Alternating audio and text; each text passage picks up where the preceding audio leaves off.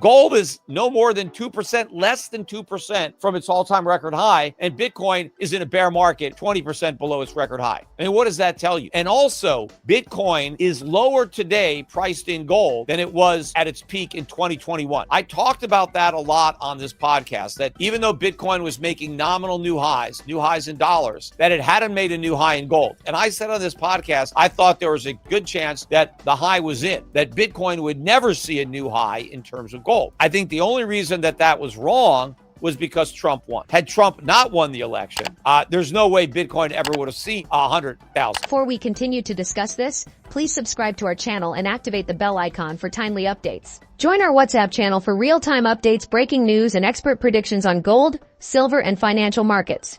Link in the description or pinned comment. Stay ahead of the curve. Don't miss out. Gold was down today. Right? Gold was down at one point. It was down like $60. But so what? I mean, I don't even know. It barely got below 2,900. And in fact, it's back above that right now. Big gold is trading at 29.27. It's up about $12 in the evening. It was down about, by the close, maybe $35-40. Gold's now got support at 2,900. That's basically it. The support level, in case you haven't noticed, keeps on going up for gold. And now it's like 2,900. So if you get a break below 2,900, you're getting a bargain. And soon 3,000 is going to be the support. But gold is no more than 2%, less than 2% from its all-time record high. And Bitcoin is in a bear market 20% below its record high. I mean, what does that tell you? And also, Bitcoin is lower today priced in gold than it was at its peak in 2021. I talked about that a lot on this podcast, that even though Bitcoin was making nominal new highs in dollars, that it hadn't made a new high in gold. And I said on this podcast, I thought there was a good chance that the high was in, that Bitcoin would never see a new high in terms of gold. I think the only reason that was wrong was because Trump won. Had Trump not won the election, there's no way Bitcoin ever would have seen 100,000, right? So I think that the high would have been in.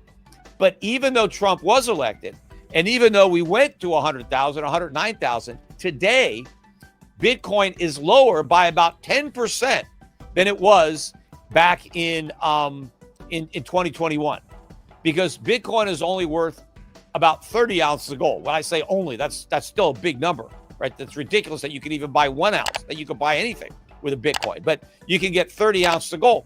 But in November of 2021, you can get 34 ounces.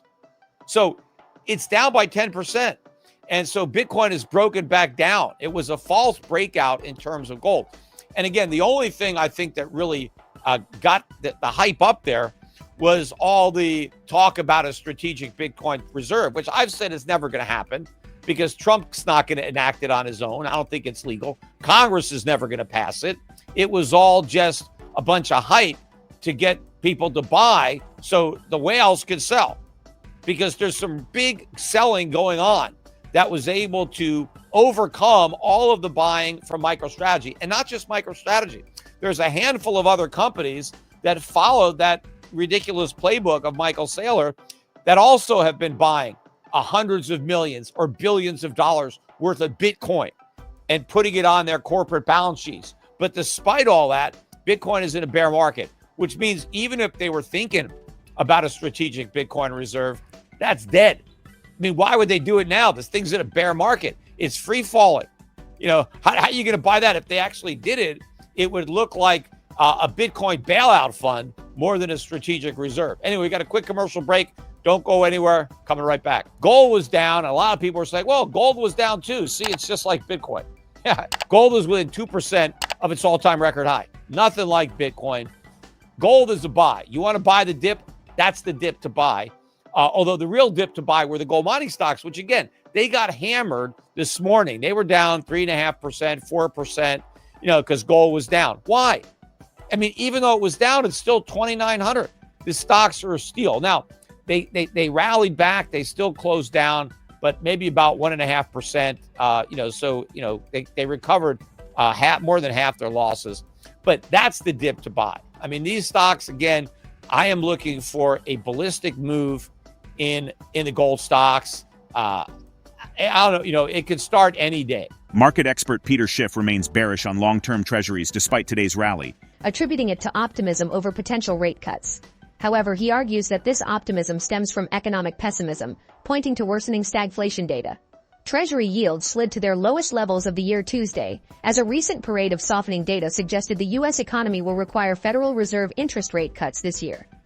Treasuries were trading near session highs late in New York, with the 10-year yield lower by more than 10 basis points around 4.29%, back at a mid-December level and well inside January's peak of 4.8%. Due to mounting economic uncertainty, consumer confidence took a sharp dive, with inflation expectations surging to 6%. Schiff further underscores rising recession concerns and the potential economic strain from Trump's tariff policies. Let's get back to the interview. We saw a pretty big rally in the long end of the Treasury market today. Now, I don't think this is going to last. I am still bearish the long end of the curve, despite the rally that we've seen today. Part of that was the result of some increased optimism on another rate cut. So the markets are now expecting more rate cuts from the Fed. But what is prompting this optimism about the rate cuts and rally in bonds and drop in bond yield is pessimism on the U.S. economy. And I have been talking about this and forecasting this for quite some time on the program. On my podcast I did on Sunday night, I went over all of the stagflationary data that came out last week. Well, we've already got more of that confirmation stagflation data that came out this week. Yesterday, we got the Dallas Fed Manufacturing Survey, which in January was actually a positive 14.1, and it collapsed to a negative 8.3. That is a big drop. The production index went from 12.2 down to negative 9.1. But the news that came out today, I think, was even more worrisome for the markets, and that was February consumer confidence, which collapsed.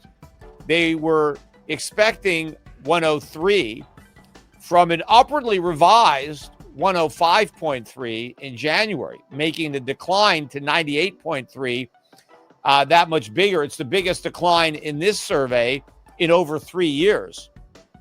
So a big drop. And the main reason for the loss of confidence is inflation and concerns over rising inflation. In fact, the expectation for 12-month inflation, so over the next year, rose from the prior month 5.2%, which was already a high number, all the way up to 6%. So the public is expecting 6% inflation. Meanwhile, Powell is still claiming that expectations are well anchored at 2%. Whose expectations is he referring to when the surveys are showing that consumer expectations is 3 times as high, 6%? Also, the number of people who are expecting a recession to begin this year rose to now a 9-month high.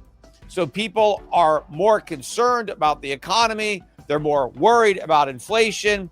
Also, Trump is continuing to beat the tariff drum, talking about how, the tariffs with Mexico and Canada, they're still on, right? They're coming in April. Maybe we're going to have tariffs on Europe. So all of this weighing on confidence, weighing on the economy, raising the prospect of recession, which again, I think we've been in a recession.